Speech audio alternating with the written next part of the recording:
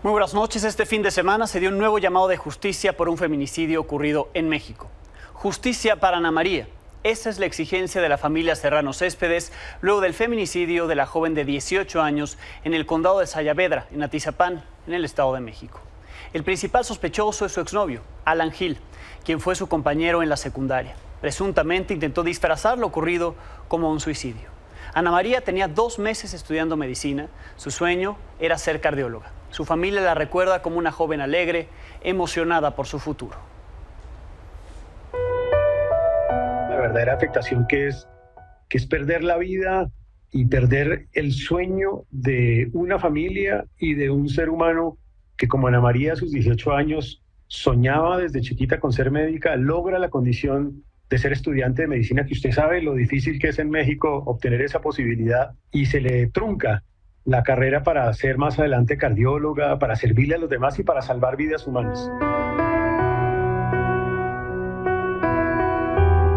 Apenas tenía 18 años y una vida entera por delante. Su sueño era ser cardióloga, por lo que con mucho esfuerzo logró entrar a estudiar medicina hace apenas 2 meses. Ana María era una niña, en toda la extensión de la palabra, maravillosa. Tocaba todos los corazones con los que se cruzaba.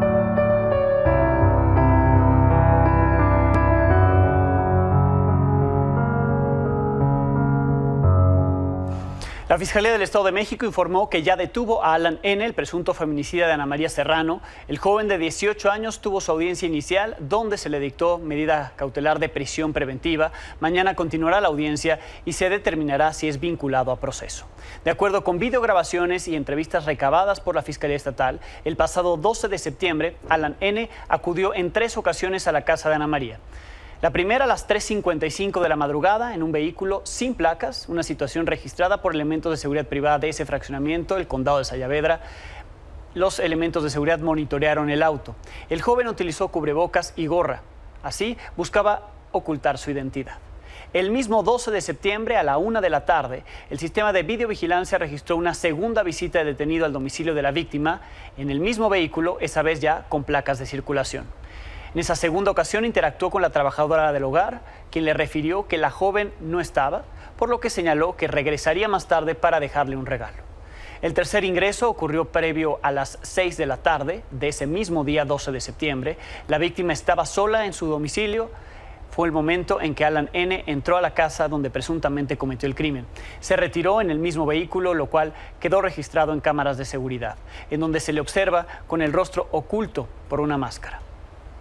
La Universidad Panamericana, donde estudiaba Ana María, envió sus condolencias a la familia, reiteró el apoyo con el que llevan este proceso sus familiares. En el mismo sentido, se pronunciaron los vecinos del condado de Sayavedra, quienes dijeron acompañarlos en la búsqueda de justicia. La colectiva 50+1 condenó lo ocurrido, exigió a la Fiscalía Mexiquense realizar una investigación apegada a derecho, además de hacer un llamado a que no haya conductas delictivas que queden impunes. La Confederación Patronal de la República Mexicana, Coparmex, donde la mamá de Ana María es presidenta del Comité de Comunicación Interna, también mostró su solidaridad y condena ante lo ocurrido. El exministro de Hacienda de Colombia y tío de Ana María, José Manuel Restrepo, comentó en Twitter sobre la pérdida de su sobrina, sobre el feminicidio de su sobrina.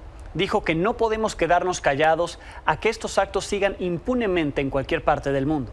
En respuesta, el cónsul general de Colombia en México, Andrés Hernández, dijo que ya ofrecen a la familia todo el apoyo y solidaridad del gobierno colombiano. Saludo a Jimena Céspedes, la mamá de Ana María. Muy buenas noches. Hola, buenas noches. Desde acá toda nuestra solidaridad en este momento tan complicado. Y en este momento, más allá de luto, tienen que insistir en que se haga justicia. ¿En qué se ha avanzado en esto? Sabemos que ya hay un detenido, pero ¿cómo garantizar que no haya impunidad? Pues yo creo que parte de lo que hemos venido haciendo y del trabajo que ustedes también han estado evidenciando es precisamente eso.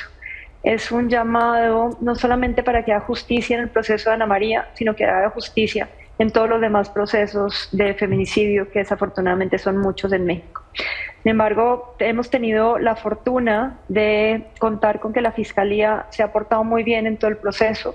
Estuvimos hoy incluso en la Fiscalía del Estado de México, con el fiscal general y con la fiscal en temas de violencia de género. Ellos nos presentaron al equipo, nos presentaron qué estaban haciendo, cómo lo están organizando, obviamente dentro del secreto de sumario, más bien fue un tema general y para pues darnos confianza de que estaban trabajando en el caso y de que iban a llevarlo hasta las últimas consecuencias. Sí. Entonces digamos que en eso le agradecemos sinceramente a la Fiscalía, entiendo que también está trabajando con la Secretaría de Seguridad Pública y con Rosa Isela en este caso en particular, y ahora le pedimos obviamente al juez que le corresponde y a los tribunales y a pues, el resto de impartición de justicia que sigan haciendo ese mismo trabajo que ha venido haciendo la Fiscalía y obviamente a la Fiscalía que nos suelte el proceso en todo el tema y que pues los vamos a acompañar hasta el final. Sí, con estas conversaciones, el detalle que les han dado, ¿consideran ustedes como la familia de Ana María que la autoridad cuenta con las pruebas suficientes, es decir, que no habrá manera de echar abajo la acusación?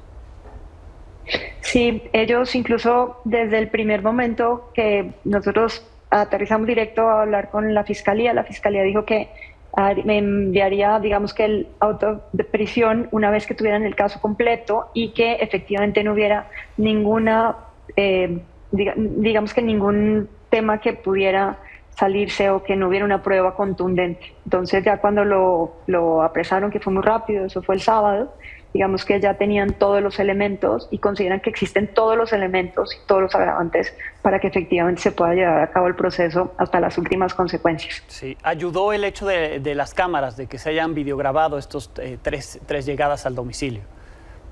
Sí, digamos que ha habido una colaboración relevante con las asociaciones de colonos del Estado, obviamente con la gente que estuvo ahí, la gente que había hablado con ella antes. Digamos que hay una coordinación muy relevante más la tecnología que están utilizando, que lo que permite es efectivamente pues, definir que es la persona correcta. Sí, además de la justicia, la exigencia, por supuesto, que este crimen terrible no quede impune. ¿Cómo quisieran, Jimena, que recordáramos a Ana María? Mostramos al principio algunas de las cosas que ustedes, tú, que el tío de Ana María han dicho. ¿Cómo quisieran que se recordara a Ana María? Ahí la viste jugando con animales. Era digamos que era su pasión los animales y obviamente la medicina. Ella quería ser cardióloga, como lo comentaste. Era una persona, y así la trato de describir, como una persona brillante, porque tenía luz por dentro y por fuera. Y todas las personas que la conocían, ella irradiaba esa luz y tocaba los corazones. Entonces, esperamos recordarla siempre así y que este hecho no solamente no quede impune para ella y para las demás, sino que podamos trabajar en conjunto en un tema educativo para que esas señales que de pronto no vimos o esas señales que de pronto no vio la gente alrededor, las podamos comenzar a trabajar para que nuestros jóvenes nunca sufran algo así y más bien comiencen a hablar con nosotros o con las autoridades o levanten la voz para que no seamos víctimas nunca de un feminicidio y menos así. Sí, señales de alerta de las parejas que puedan llegar a cometer esto, me imagino. Así es, exactamente. Digamos que pues hubo un tema de acoso, un tema de molestias directas a través de chats principalmente, pero pues nosotros no lo supimos a tiempo o de pronto no lo supimos leer. Pero obviamente nunca se nos ocurrió, pero ese nunca se nos ocurrió. Lo que queremos es evitar que a alguien le vuelva a pasar y que pues logremos hacerlo como sociedad y que el tema educativo creemos que es lo más importante. Bien, Jimena, nuevamente toda nuestra solidaridad, un fuerte abrazo. Estamos atentos al caso, que no quede impune y sobre todo esto, que se eviten más casos como este. Desde acá seguiremos acordándonos de Ana María con lo que nos dijiste, con lo que mostramos al inicio de esta joven que quería ser médica. Gracias, Jimena, por la entrevista y seguimos atentos al caso. Gracias a ustedes y buenas noches. Gracias a Jimena Céspedes, la madre de Ana María Serrano Céspedes. Vamos a más información del día.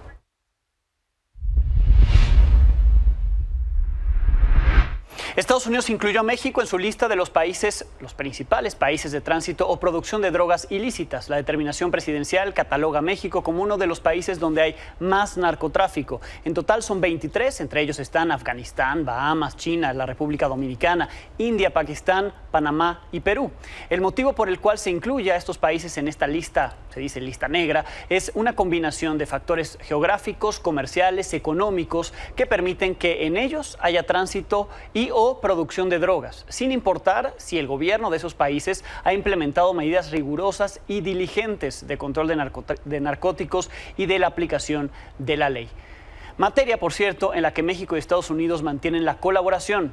Muestra de ello es la aparición hoy de Ovidio Guzmán López ante la Corte de Distrito Norte en Illinois, donde se declaró no culpable de los 5 cargos relacionados con tráfico de drogas, lavado de dinero y posesión ilegal de armas de fuego.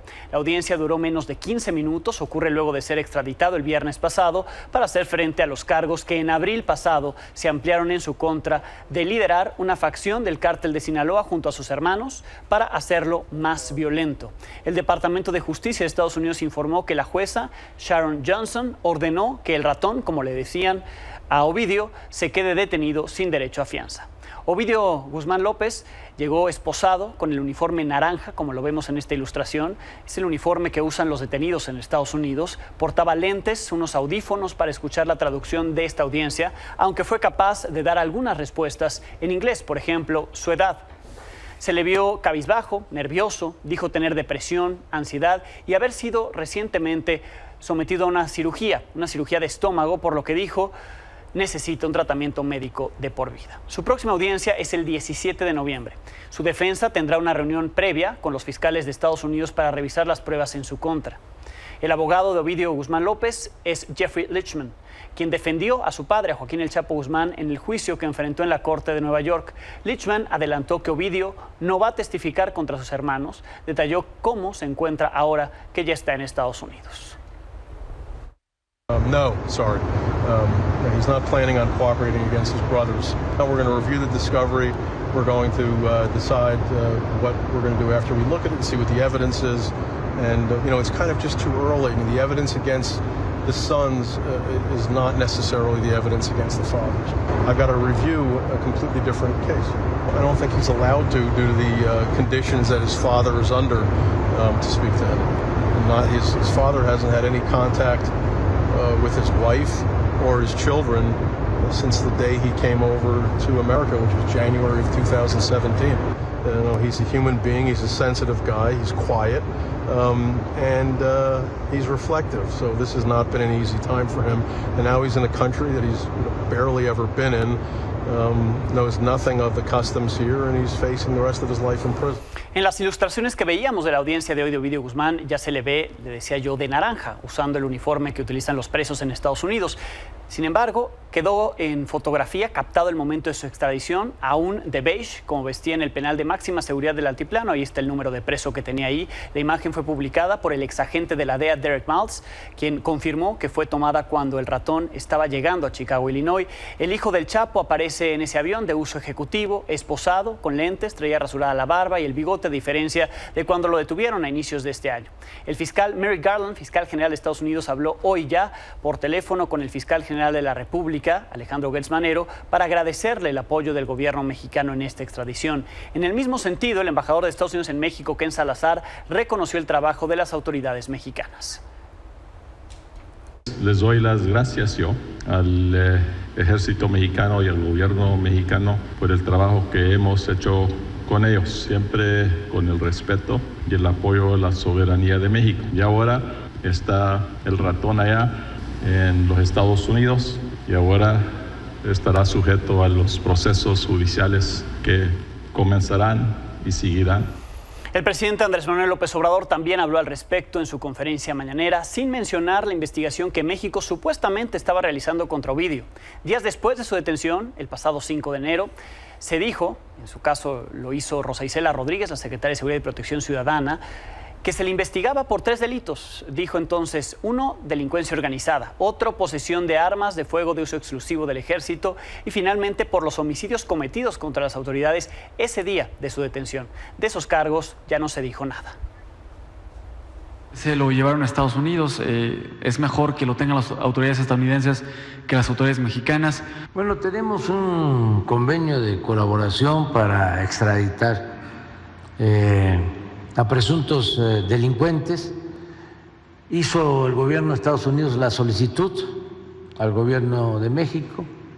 Tiene oportunidad de ampararse, de acudir a un juez.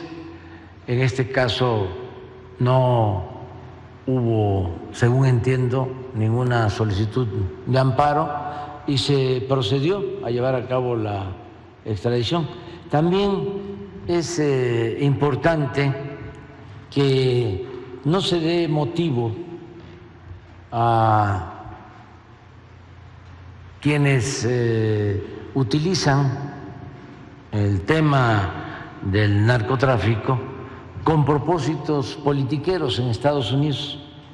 Hay dos temas que se utilizan mucho cuando vienen elecciones en Estados Unidos en contra de México: lo del narcotráfico y lo de la migración. Me acompaña en el estudio el periodista Ioan Grillo, también escritor de los libros como El Narco, Gangster Warlords, Caudillos del Crimen, de la Guerra Fría a las Narcoguerras y Blood, God, Money, su más reciente libro. Bienvenido, Ioan. Un gusto, como siempre. Bien, gracias por estar acá. Platicamos justo cuando detuvieron, ahora sí detuvieron y nos soltaron a Ovidio Guzmán a inicios de este año. ¿Qué significa su extradición a Estados Unidos, que ya vaya a rendir cuentas ante la justicia de Estados Unidos? Pues es un desarrollo muy importante. Hubo mucho debate si iba a ser rápido la extradición o iba a ser años. Sí. Y se pasó rápido, el 15 de septiembre, ¿no? Además. ¿Qué fecha? Está ahí el presidente como poniendo distancia con esa decisión. Cuando él tiene que tomar decisión, yo creo, como dar un orden realmente para que se pase en ese día. Y ya es el proceso ya en Estados Unidos. Y se pasa ya, y es interesante, es muy, muy complicado para Ovidio, con apenas 33 años, y la amenaza de estar con su papá en el Supermax, solo en el desierto, o la presión para hacer un acuerdo. Sí, que hoy veíamos ya lo que decía Lichman, que además tú lo conoces muy bien, de allá de Nueva York, porque fue el representante legal del Chapo durante aquel juicio, alguien que no negoció, digamos, ningún acuerdo, porque pues el Chapo era la cabeza máxima, pero que sí negoció este acuerdo por el cual Emma Coronel recientemente fue liberada. Sí, es un abogado, ahí se ve tranquilo, pero es un abogado muy ostentoso, que fue abogado de John Gotti, que gana millones y millones con estos casos. Mira, es muy diferente el Chapo con Ovidio. Ovidio tiene 33 años, dice que está sufriendo depresión, ansiedad, problemas del estómago. Si lo ponen en el Supermax, donde le ponen 23 horas diario aislado, donde mucha presión, yo creo que es muy difícil que él aguante eso. A ver, hay dos tipos de acuerdo que podría hacer. Uno es un acuerdo que nada más negocia el tiempo. Pues dice que soy culpable, lo acepta la responsabilidad, e igual lo van a dar cadena perpetua en todos modos. Pero igual podría decir, pues no vas al Supermax, vas a un reclusorio un poco menor, un poco más acceso a su familia, algo de chance, incluso la chance de salir en 30 años, 40 años. Lo otra es que se convierte, se voltea y va cooperando como testigo contra sus hermanos. Dice el abogado que no, pero vamos a ver. En este caso podría reducir mucho su sentencia a 10 años, como ha hecho el Vicentillo, otras personas, pero también es una presión bastante complicada para él. Ahora, no necesariamente, y tú me corregirás, tendría que hablar sobre sus hermanos, sino sobre otros integrantes del cártel de Sinaloa. El Vicentillo hablando del Chapo, Ovidio Guzmán hablando del Mayo Zambada, es otra posibilidad. Es posible. Mira, vamos a poner en los zapatos de ellos. ¿Qué están buscando? Ellos quieren otros casos. Entonces, ¿quién quiere ellos? Iván, Jesús. Ellos van a querer eso. Diría otro sería contra el Mayo, algo así. Muy raro el Mayo, de repente nunca lo capturan el Mayo. Es raro como que va contra él. Entonces la presión podría ser contra él, podría ser contra otros blancos también, o políticos o lo que sea. Según ellos, Ovidio fue que empezó a fabricar el fentanilo en 2014. Y desde ahí él es como el principal que movía el fentanilo. También por eso hay mucha presión pública en Estados Unidos que él paga para eso. Estamos hablando de más de 100,000 muertos cada año, de 70,000 sobredosis por fentanilo. Entonces hay mucha presión pública. Entonces yo creo que también es difícil políticamente que lo da algo muy fácil para él. Digamos, lo que tendría que hacer el gobierno de Estados Unidos, el Departamento de Justicia en la actualidad sería mostrar que se está desarticulando esta red y que en esta red pues sí ponen a la cabeza a Ovidio y a sus hermanos. Si él se voltea, tendrían que ser los hermanos entonces los que caigan para que el electorado, como tú dices, porque estamos en medio de este proceso electoral, pues también lo vea, ¿no? Los demócratas, ¿no? Con este gobierno actual haciendo algo contra esta crisis que enfrentan en tu país. Sí, pues ya dijo el presidente López Obrador, él dijo, lo hacemos también para que no usen como política. Sí. Dice que nosotros no estamos peleando contra el fentanilo. También los republicanos le acusan a Biden de ser débil con la frontera, débil que deja pasar el fentanilo y los migrantes. Si lo dan algo muy fácil a él, sería como ve mal a él, y los fiscales al final están trabajando para el gobierno federal. Entonces, pero ellos lo colocan Iván y Jesús Alfredo como los jefes, pero Ovidio como lo más importante en el fentanilo, según ellos. La otra cosa, vamos a ver que en 2019 y también en enero hubo disturbios tan importantes, muy fuertes, en Culiacán, en Sinaloa, después de la detención. Ahora, el 15 que lo extraditan, no hay nada.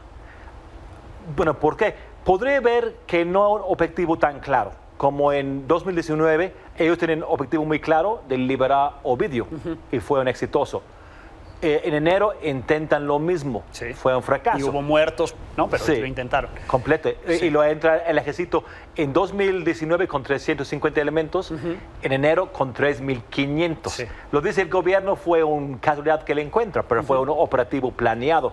Pero ahorita no tiene un objetivo. Pero también no sé si hay otros factores, como están hablando de, pues no quieren más ruido ahorita en Sinaloa. Están aguantando que ya se pasó Ovidio, y qué más puede como proteger a ellos en qué va este sexenio. Sí, ahora, aquí en México hemos hablado mucho del tema desde el viernes que se dio la extradición. En Estados Unidos se ha hablado del tema, ¿realmente tiene esta relevancia el personaje y más en este contexto político en el que se está dando una disputa de si estás haciendo algo contra el fentanilo o no lo estás haciendo, gobierno federal?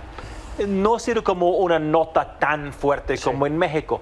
Es raro, como que llama la atención. Cuando fue el juicio del Chapo, fue una nota tan fuerte durante tanto tiempo, ¿no? Y la gente estaba hablando de todos los detalles del Chapo, de Emma Coronel y todos los datos. Se convirtió como en un show completamente durante varios meses. Ahora, con Genaro García Luna, como conociste, como viste allá, que no hubo gran cosa. Sí, no fue como gran cosa. Ahorita con este, como cuando fue en enero, cuando capturaron a Ovidio, se fue un impacto, una nota fuerte. Y ahora no tanto. Okay. Pero de repente sale una cosa, muertos de fentanilo, y se mueve a la agenda de noticias allá. Bien, pues veremos qué curso se le da, ya que está por allá. La próxima audiencia es en noviembre, lo estaremos comentando contigo, Iván. Muchísimas gracias, como siempre. Un gusto, como siempre. Gracias a Iván Grillo, aquí en Milenio. En más información, a casi 9 años de la desaparición de los 43 estudiantes de Ayotzinapa, hay víctimas que quedaron invisibles, como Jorge. Sigue pagando por una detención ilegal, ya está libre, pero aún no le reparan el daño. Trataron de vincularlo con el crimen organizado. En la recomendación del 2018 de la Comisión Nacional de Derechos Humanos, él, Jorge, está enlistado entre quienes sufrieron violaciones a sus derechos humanos en el contexto de la investigación del caso. La historia es de Carlos Vega. Me llevaron a la calle, me subieron a una camioneta, igual me seguían golpeando, me seguían insultando, diciéndome que si yo no les decía dónde estaban los 43 desaparecidos, que se iban a llevar a toda mi familia, que para ellos era bien fácil ponerles 2 kilos de droga a cada quien. Jorge vive en Tepecuacuilco, Guerrero, y es una de las víctimas invisibles del caso Iguala. Sigue pagando una detención ilegal cometida por autoridades que trataron de vincularlo con el crimen organizado. Trabaja en la Comisión Federal de Electricidad y por primera vez cuenta cómo un mes después de la desaparición de los 43 estudiantes, hace 9 años, policías federales lo sacaron de su casa y lo trasladaron a la Ciudad de México, acusado de delincuencia organizada y portación de un arma que le sembraron. Cuando yo estuve en la Seido, que me estuvieron entrevistando, a cada rato me decían, ¿y pertenece a los Guerreros Unidos? No. ¿Conoces a fulano tal? No. Fue tanta la tortura psicológica que en un momento dije, bueno, les voy a decir que sí, para que ya me dejen de torturar, ¿no? Pues si les digo que sí, o sea, lo que viene después va a ser peor. Después de 3 meses en los que pasó por la Seido, un centro de arraigo, y el penal de Nayarit, fue liberado porque la entonces PGR no encontró ninguna prueba en su contra. No encontraron nada, no me encontraron nada de delincuencia organizada, solo me trataron por un arma de fuego. Fíjate, después de 9 años sigo pagando por un arma que no era mía, que yo no llevaba. Aunque Jorge aparece en la recomendación de la CNDH como una de las 65 víctimas de violaciones graves cometidas por las autoridades, apenas este año inició su proceso de reparación del daño, que podría tardar más de un año. La parte compleja es saber que él tuvo derechos a acceder a otras medidas y nadie se lo dijo. O sea, ese es un reclamo hacia la autoridad, hacia los gobiernos, de que si ya me violentaste mis derechos humanos y sabes que puedo acceder a una reparación, ¿por qué no lo haces? ¿Por qué me tengo que enterar por otras víctimas que puedo accederlo? El trámite es complejo, la burocracia es mucha. Sin duda el gobierno tendría que generar una política de atención a víctimas de este caso. Con imágenes de Hugo Armando López, para Milenio Noticias, Carlos Vega. Somos víctimas invisibles porque nadie nos voltea a ver, nadie nos ve, nadie... el gobierno para ellos definitivamente desaparecemos nada más con un «ay, disculpa, nos equivocamos». En más del caso Ayotzinapa, hoy Milenio Diario reveló que el Departamento de Justicia de Estados Unidos planea usar como evidencia judicial las conversaciones que interceptó a sicarios del grupo criminal Guerreros Unidos durante y después la desaparición de los 43 normalistas. Milenio tuvo acceso a los documentos judiciales en los que se detalla cómo planean usar esas conversaciones en el proceso contra Adán Zenén Casarrubias Salgado, alias El Tomatito, uno de los líderes de Guerreros Unidos. Él está acusado de traficar heroína desde Iguala hasta Chicago, escondiendo la droga en autobuses de pasajeros.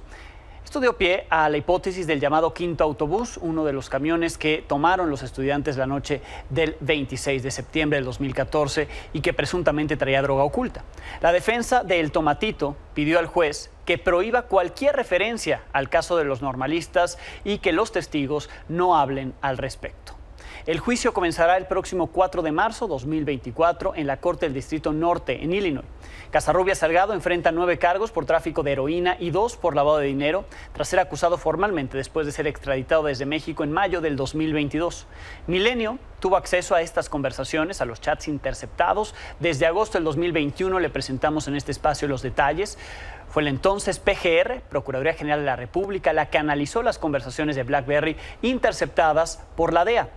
Se las interceptaron a integrantes de Guerreros Unidos. En pantalla esas conversaciones. Los chats fueron atribuidos a 4 líderes criminales. Al propio Adán Zenén Casarrubias, contra quien se utilizarían ahora en Estados Unidos en la acusación que tiene. También aparece ahí José Ángel Casarrubias, Sidronio Casarrubias y Gildardo López El Gil, actual testigo protegido de la Fiscalía General de la República. En todas las conversaciones aparecen con alias que la PGR determinó de quién se trataba cada uno de esos mensajes. En esas comunicaciones, el Gil, por ejemplo, advierte que la situación en Iguala estaba caliente. Adán Zenén ordenó retirarse. Después se ponen de acuerdo sobre lo que dirán los testigos sobre lo ocurrido entre el 26 y 27 de septiembre de 2014 con los normalistas. Adicionales a estos mensajes, hay otros que podrían dar más información clave en el caso Ayotzinapa, según la justicia estadounidense. Al respecto, el presidente López Obrador dijo en su conferencia hoy, cuando le preguntaron sobre la nota de Milenio, que darían a conocer los datos, más chats, una vez que se lo informen a los padres de los normalistas en la reunión que tendrá con ellos esta misma semana. En más información, en el marco del 213 aniversario de la independencia de México, durante el desfile, el gobierno mexicano invitó, entre otros contingentes, a un contingente del ejército ruso. Lo invitaron ahí a desfilar junto con los soldados mexicanos y de otros países. Este hecho causó polémica por la guerra que sostienen los países Ucrania y Rusia. Por cierto, que Rusia invadió Ucrania. La Embajada de Rusia en México destacó en redes sociales la participación de sus elementos de este ejército, dice creado en 1691, diciendo que fue un honor participar en el evento, importante para la relación y la amistad entre México y Rusia. Donde no les pareció fue en Ucrania. La embajadora de ese país en México, Oksana Dramaretska, dijo que el desfile fue mancillado por la participación de un regimiento ruso, al que señaló de criminal de guerra y estar manchado de sangre. Cuestionó al presidente López Obrador si en verdad era coherente esto con la política de neutralidad. Tras esto, el presidente López Obrador respondió a las críticas de esta manera. Ya no tienen cómo enfrentarnos. En el desfile marcharon, desfilaron contingentes de Rusia. Hicieron un escándalo. Me llamó la atención porque también desfilaron de China y no hubo tanto, ¿no? Escándalo. Todo fue Rusia. Se invitó a todos los gobiernos con los que México tiene relaciones. Siempre se hace. Me dice Martí aquí, que me está soplando, que cuando Felipe Calderón estuvo también Rusia. Sí, una delegación rusa. Pero a lo mejor es que entonces los medios no estaban tan enojados. Pausa y volvemos. En información política, Marcelo Ebrard sigue estirando la liga. No se va de Morena hasta que le resuelva la Comisión de Honestidad y Justicia. Mientras tanto, presentó hoy su asociación civil. Se llamará El Camino de México. Informarles lo que aquí estamos diciendo. Es una asociación civil lo que estamos formando hoy. No es un partido. Aclaro, porque los partidos no se pueden formar ahorita. ¿Por qué formamos una asociación? Es la forma de organizarnos. Somos un movimiento político.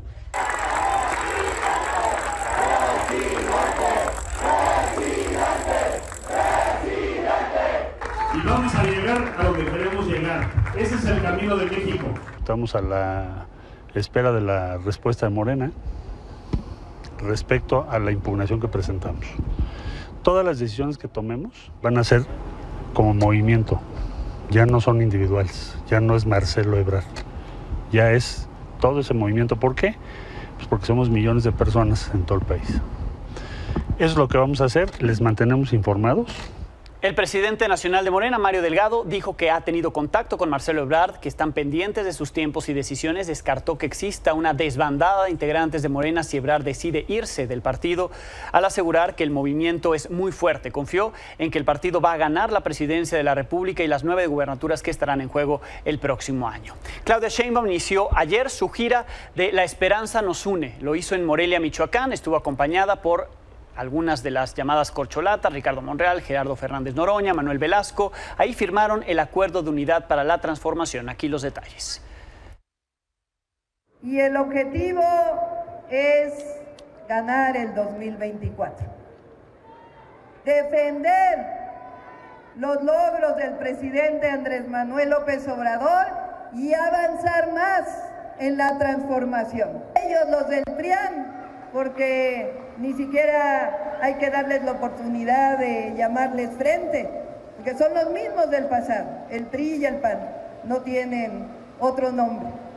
Ellos representan el fraude y nosotros representamos la democracia. Ellos representan la desigualdad y nosotros representamos la igualdad. La otra aspirante presidencial en el Frente Amplio por México, Xóchitl Gálvez, continuó recorriendo el país y en esta campaña que emprendió Mi Casa es Tu Casa, visitó un hogar en Zacatecas.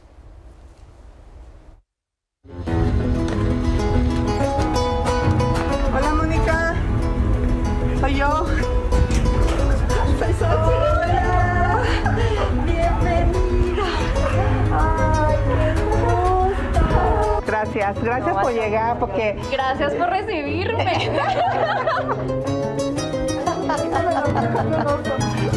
Amanecí en Zacatecas, en la casa de Mónica, la familia Valdés Miranda. Muy padre tu familia. Gracias, Mónica. Muchas gracias, Xóchitl, al contrario. La idea es estar con familias, escuchar a las familias en corto, en lugar de llegar a un hotel frío, ajeno, y eso me da un sentimiento de qué está pasando en la ciudad. Con esto hacemos una pausa y volvemos.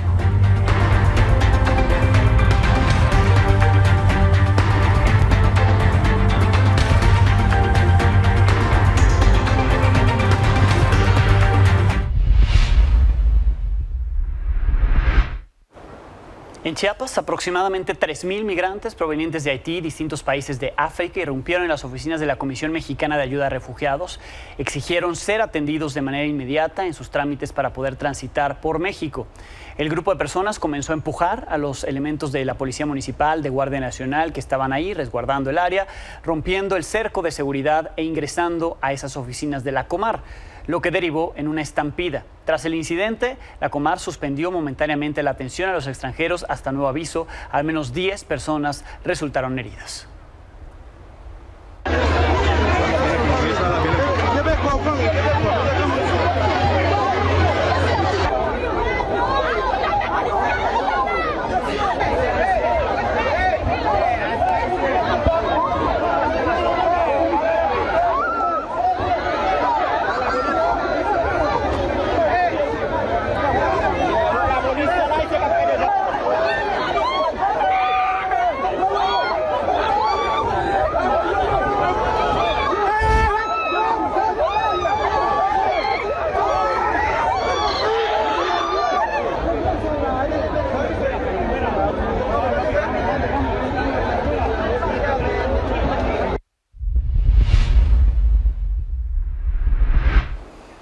Le recuerdo que mañana, 19 de septiembre, se llevará a cabo un simulacro nacional. Se realizará a las 11 de la mañana, considerando un sismo hipotético, magnitud 8, epicentro a 2 kilómetros del sureste de Acapulco, afectando a esta entidad, a Guerrero, a Oaxaca, Michoacán y la Ciudad de México. Habrá otro simulacro, un sismo estimado magnitud 7.8 en Bavispe, Sonora, impacto en Sonora y Chihuahua.